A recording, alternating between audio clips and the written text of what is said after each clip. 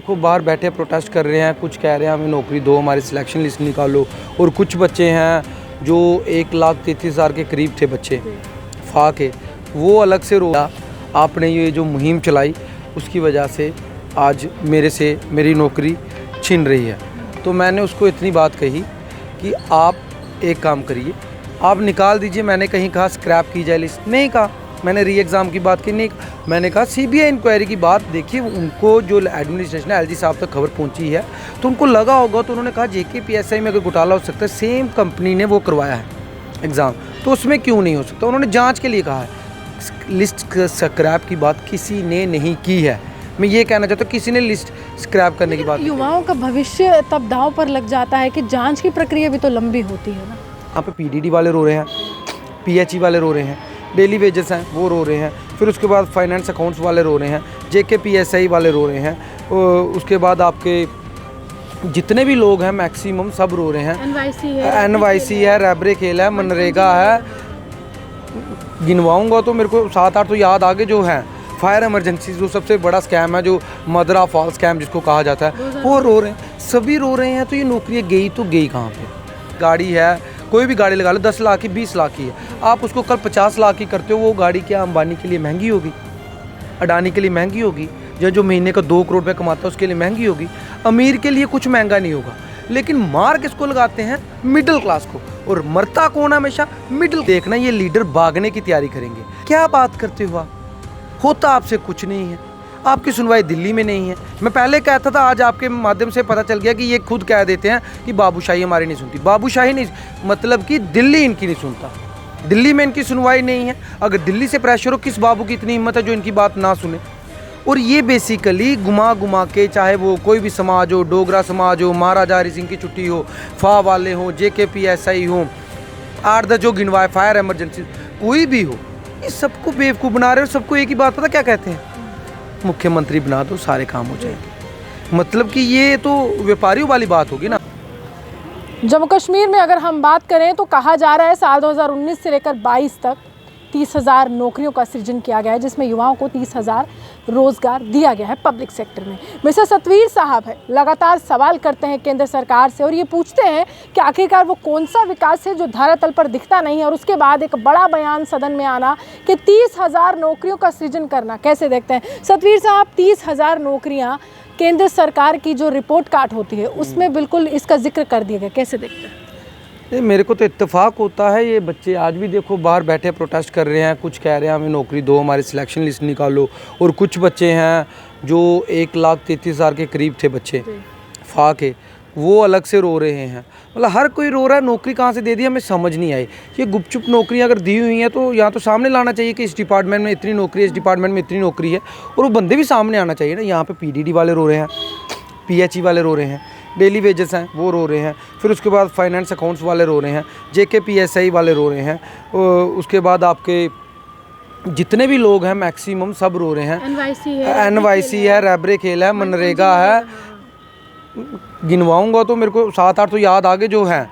Fire emergency जो सबसे बड़ा स्कैम है, जो मदरा फॉल स्कैम जिसको कहा जाता है, वो रो रहे हैं, सभी रो रहे हैं। तो ये नौकरियाँ गई तो गई कहाँ पे, यहाँ तो दिखना चाहिए नौकरी गई कहाँ पे। नौकरी हमें दिखी नहीं, लेकिन एक वहाँ से आता है लोकसभा में कुछ पेश किया जाता है कि नौकरियाँ मिल गई, मिली कहाँ पे है, ये धरातल पे हमें नहीं दिखता। सवाल ये भी उठता है कि देखिए सब इंस्पेक्टर के एग्ज़ाम इंतज़ार युवा कर रहे थे, एग्ज़ाम होते हैं, मेरिट लिस्ट आती है, वो भी घोटाले के घेरे में हो जाता है। अब यहाँ पर कहा जा रहा है कि फाइनेंशियल अकाउंट असिस्टेंस है, वो भी जांच का विषय बन जाता है। तो यहाँ पर क्या लगता है कि सरकारी नौकरी का सपना जम्मू कश्मीर के युवा का पूरा हो पाएगा इस समय? देखिए मेरे ख्याल से कुछ नहीं होगा, सिर्फ और सिर्फ होगा बेड़ा गर्क। मैं इनसे कहना चाहता हूँ, ये पॉलिटिकल जो पार्टियाँ हैं उनसे मैं सिर्फ इतना ही कहना चाहता हूँ कि जितने भी यहाँ बैठे हैं उनकी कसूरवार भी वही पॉलिटिकल का पार्टियाँ, ये ब्यूरोक्रेसी और ये एलजी एडमिनिस्ट्रेशन है। और जो 1,32,000 कुछ हैं उनका भी कसूरवार ये एलजी एडमिनिस्ट्रेशन और यहाँ की बाबूशाही है, और किसी का कसूर नहीं है। कुछ अभी थोड़ी देर पहले एक मुझे लड़का मिलता है, तो मुझे नाम नहीं पता, शायद उसने मुझे कहा कि उसकी बेचारे की दोनों टांगें जो हैं वो काम नहीं करती। कि जनाब आपने ये जो सब किया, आपने ये जो मुहिम चलाई, उसकी वजह से आज मेरे से मेरी नौकरी छिन रही है। तो मैंने उसको इतनी बात कही कि आप एक काम करिए, आप निकाल दीजिए। मैंने कहीं कहा स्क्रैप की जाए लिस्ट, नहीं कहा। मैंने री एग्ज़ाम की बात की, नहीं कहा। मैंने कहा सीबीआई इंक्वायरी की बात। देखिए उनको जो एडमिनिस्ट्रेशन है, एलजी साहब तक खबर पहुंची है तो उनको लगा होगा, तो उन्होंने कहा जेकेपीएसआई में अगर घोटाला हो सकता है, सेम कंपनी ने वो करवाया है एग्ज़ाम, तो उसमें क्यों नहीं हो सकता। उन्होंने जाँच के लिए कहा है। लिस्ट स्क्रैप की बात किसी ने नहीं की है। मैं ये कहना चाहता हूँ, किसी ने लिस्ट स्क्रैप करने की बात नहीं की। युवाओं का भविष्य तब दांव पर लग जाता है कि जांच की प्रक्रिया भी तो लंबी होती है ना। जांच की प्रक्रिया लंबी होती है, मैं मानता हूँ आपकी बात, जांच की प्रक्रिया लंबी होती है, लेकिन मेरी बात सुनिए, जो ईमानदार होगा, जो ऑनेस्ट होगा, जो पढ़ा लिखा होगा, उसको किस चीज़ की परवाह है। वो एक कहावत है ना, हाथ कंगन को आरसी क्या, पढ़े लिखे को फारसी क्या। जो पढ़ा लिखा मेहनती है, ये ज़रूर होगा कि आपके 100 नंबर हैं वो 98 हो जाएंगे, अगर 100 है तो 104 भी हो सकता है। 2-4 नंबरों का अंतर है, इससे ज़्यादा कोई अंतर नहीं है। और लिस्ट स्क्रैप नहीं हुई है, जो बार बार एक बनाया जा रहा है कि हमारी लिस्ट स्क्रैप होगी, स्क्रैप होगी, स्क्रैप होगी। कोई लिस्ट स्क्रैप नहीं होगी। हाँ, अगर धांधली होगी तो एलजी साहब ने ये जवाब बुखारी साहब को भी दे दिया, तो लिस्ट स्क्रैप हो सकती है। जेकेपीएसआई में भी मैक्सिमम वही बच्चे थे जब हमारे साथ खड़े होते थे, फा में भी मैक्सिमम बच्चे वही हैं, मिलते जुलते एग्ज़ाम थे और 10-20 दिन का अंतर था। जब सब जगह एक जैसा था तो अचानक से फा की बात आई तो इतना दुखी होने की क्या ज़रूरत होगी। और देखिए ना, अब हमने सीबीआई इंक्वायरी की मांग की है। हम ये नहीं कि इनके साथ सिंपैथी नहीं है, इनमें से मेरिटोरियस बच्चे होंगे और ज़रूर होंगे। गरीब हैं, वो बच्चा जो मुझे बोल रहा था जिसकी दोनों टांगें काम नहीं करती, बिल्कुल उसके साथ गलत हुआ है, लेकिन वो गलत सतवीर सिंह की वजह से नहीं हुआ, वो गलत हुआ स्कैमर्स की वजह से, वो गलत हुआ ब्यूरोक्रेसी की वजह से, वो गलत हुआ एलजी एडमिनिस्ट्रेशन की वजह से, जिन्होंने उस ब्लैक लिस्टेड कंपनी से एग्ज़ाम करवाया जो आगे ही सवालों के घेरे में थी। अब इसका जवाब ब्यूरोक्रेसी को देना है। सवाल ये भी है कि ब्यूरोक्रेसी इस समय अगर हम कहें, कुछ देर पहले मुझे याद है रैबरी खेल से जुड़े जो तमाम टीचर्स थे वो प्रदर्शन करते भाजपा कार्यालय के बाहर, तो उस समय भी कहा गया कि डिसएंगेजमेंट हो जाएगी। अचानक से ऑर्डर निकलते हैं, प्रदेश अध्यक्ष कहते हैं कि हमने एलजी से बात की है, प्रशासन से कि ऐसा कुछ नहीं है, और वो कहते हैं कि जो प्रशासनिक अधिकारी हैं वो भाजपा का विजय रथ रोकने को तैयार हैं, यानी कि वो नहीं चाहते, वो ठीकरा उन पर फोड़ते हैं। तो देखिए, इसमें सबसे बड़ी शर्म की बात तो भाजपा के लिए है ना कि आपकी कोई बात ही नहीं सुनता। आपके प्रधानमंत्री बैठे हैं कि और होम मिनिस्टर आपके हैं, केंद्र शासित ये अब राज्य बना हुआ है, केंद्र ही इसको शासित कर रहा है, केंद्र ही सब कुछ कर रहा है। इट मीन्स आपकी सुनवाई दिल्ली में नहीं है। मेरे ख्याल से मैं सच बोलता था कि बीजेपी की सुनवाई, इनकी लीडरों की सुनवाई दिल्ली में नहीं है, इनकी सुनवाई इनकी ही पार्टी में नहीं है। अब मैं जम्मू के लोगों से कहना चाहता हूँ, आप इनके पीछे मूर्ख बनोगे, आप इनको वोट दोगे जिनकी सुनवाई ही नहीं है। इनकी अगर सुनवाई दिल्ली में होती तो क्या मजाल है यहाँ की बाबूशाही की क्या मजाल है कि वो बच्चों के भविष्य के साथ खिलवाड़ करती है। भी देखिए, ऐसा बयान देने के बाद भी कहा जाता है कि एक मौका दे दीजिए। भाजपा के नेता कहते हैं एक मौका दे दीजिए, मुख्यमंत्री की कुर्सी के लिए तैयारी कर रहे हैं और मुख्यमंत्री की कुर्सी तक पहुंचे। अभी भी वही भाव है। देखिए, इसको मैं कहूँगा कि बेशर्मी कह लेता हूँ। क्या बात करते हो आप, होता आपसे कुछ नहीं है, आपकी सुनवाई दिल्ली में नहीं है। मैं पहले कहता था, आज आपके माध्यम से पता चल गया कि ये खुद कह देते हैं कि बाबूशाही हमारी नहीं सुनती। बाबूशाही नहीं, मतलब कि दिल्ली इनकी नहीं सुनता, दिल्ली में इनकी सुनवाई नहीं है। अगर दिल्ली से प्रेशर हो, किस बाबू की इतनी हिम्मत है जो इनकी बात ना सुने।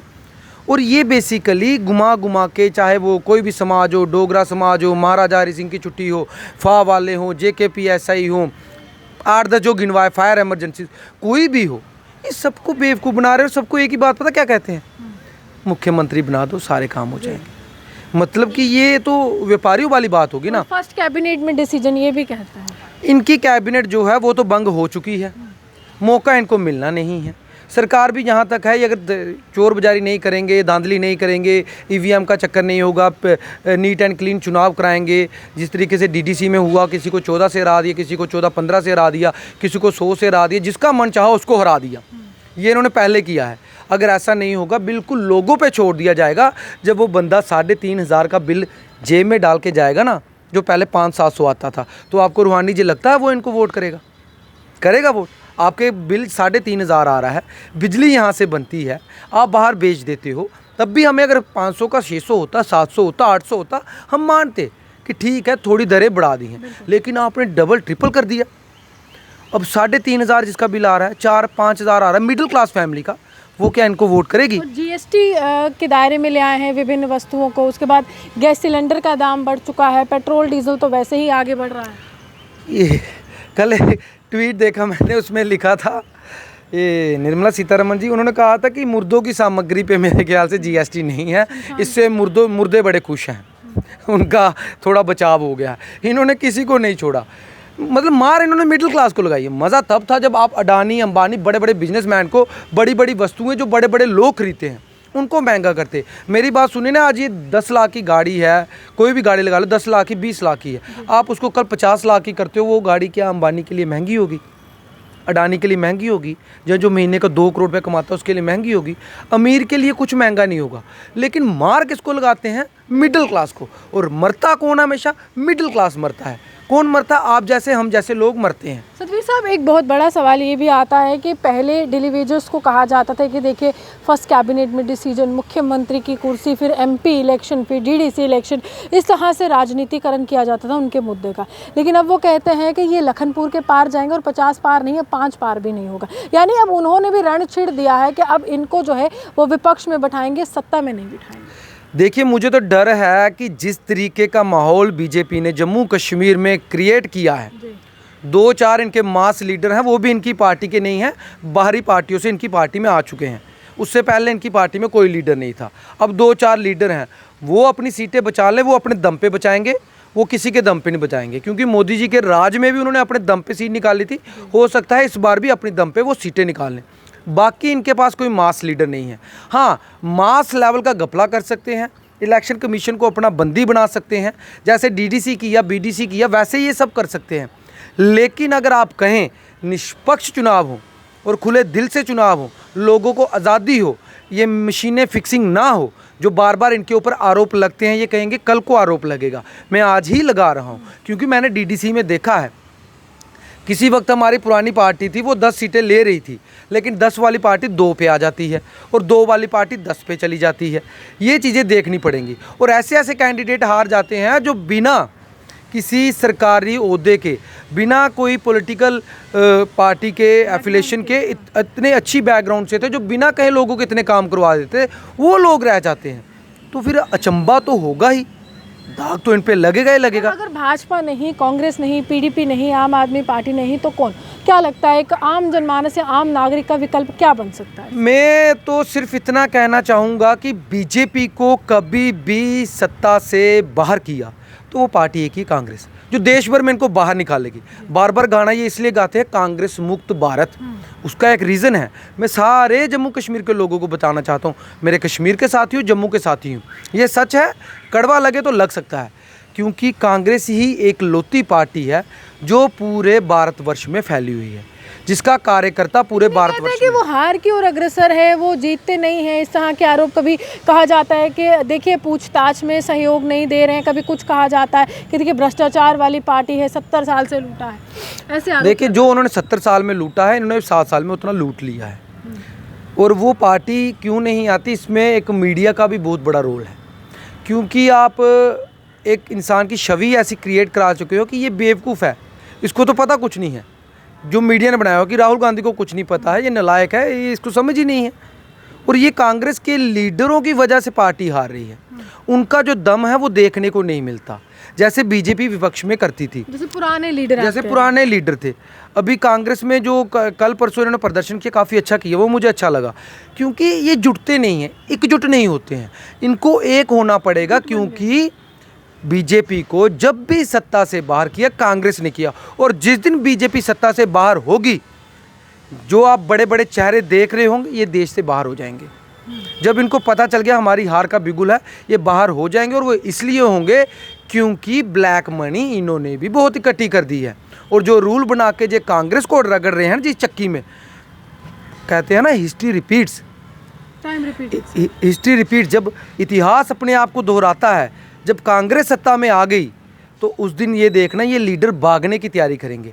ये सत्ता में सरकार चलाने के लिए नहीं आए, ये कांग्रेस के साथ अपनी जो पुरानी रंजिशें हैं वो निपटाने के लिए आए हैं। इसलिए हर बार कांग्रेस मुक्त भारत, ये क्यों नहीं कहते एनसी मुक्त भारत, क्यों नहीं कहते समाजवादी मुक्त भारत, ये क्यों नहीं कहते टीएमसी मुक्त भारत? ये क्योंकि वो सारी रीजनल पार्टी हैं और उनका बेस नहीं है। कांग्रेस का ही बेस है पूरे हिंदुस्तान में। ये मैं कांग्रेस के लीडरों को कहना चाहता हूँ, उनको बुरा लगे, यहाँ तो भाई वो स्कैमर्स हैं, जहाँ उन्होंने घोटाले किए हैं इसलिए सामने नहीं आते। अगर वो सच्चे हैं, ईमानदार हैं, तो आइए सड़कों पे लेटिए, प्रदर्शन करने का वक्त है, यही वक्त है आपको दिखाने का कि हाँ हम भी हैं। आपको दिखाना पड़ेगा, आपको करना पड़ेगा। अब उनके वो आज़ाद साहब हैं, आज़ाद साहब का इनको बहुत डर है, अगर वो आ जाते हैं तो इनका जो 50 सीटें कहते हैं तो 10-20 उस वक्त ही कम कर लीजिएगा जब आज़ाद साहब की एंट्री हो जाएगी। आप ये नहीं कहना मैं उनकी तारीफ़ कर रहा हूँ कांग्रेस की, रियलिटी है, सच को मानना चाहिए। कांग्रेस ही वो पार्टी है जो आने वाले समय में भाजपा को खत्म करेगी। कि जिस तरह से आप रुझान दिखा रहे हैं तो आप भी कहीं हमें अगली बार उसी पार्टी में ना मिले। देखिए, अगर मैं उस पार्टी में आपको मिलता हूं तो मैं ऐसा ही मिलूंगा। वजह यह है कि मैं चोर नहीं हूं, विचारधारा से प्रभावित, विचारधारा से भी प्रभावित नहीं हूं। उनकी और मेरी जो टोन है वो एक ही है, लेकिन उनकी टोन में अंतर आ जाता है। जब मैं बोलता हूँ मैं बड़े कड़ाकेदार तरीके से बोलता हूँ, क्योंकि मुझे पता है पल्ले नहीं फाकते जाई जगन्नाथे तक, कि मेरे पल्ले है क्या, मेरा लेके क्या जाएंगे। हाँ, अगर मेरे को उनसे लेना पड़ा तो मुझे उनसे कुछ ना कुछ लेना होगा, क्योंकि सरकार ने हमारा खाया होगा, हमने सरकार का अभी तक कुछ नहीं खाया, जो सबसे बड़ी बात है। कांग्रेस के लीडर्स में अगर जोश हो, दमदार तरीके से वो प्रोटेस्ट करें। कितनी कांग्रेस है, पूरे जम्मू कश्मीर में कांग्रेस है, दिखते क्यों नहीं है? ये तो उनका कसूर है ना, शर्म आनी चाहिए कांग्रेस वालों को। मैं उनको कहता हूँ 70 साल तुमने राज किया, विपक्ष में भी रहे, वो इंदिरा गांधी वाला फौलादी अपने अंदर वो अपनापन लाओ।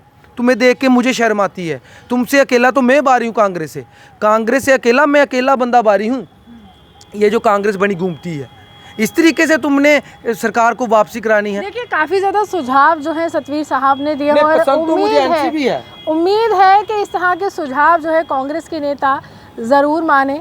और ये दिखाने के लिए काफ़ी है कि इस समय विपक्षी दलों के नेताओं में जहां गुस्सा है तो वहीं भाजपा तैयारियों में भी जुट चुकी है आगामी चुनावों के लिए, चाहे वो जम्मू कश्मीर के हो, चाहे वो प्रधानमंत्री के लिए। आप भी हमारे साथ बने रहिए, देखते न्यूज़ 9 लाइव जम्मू से।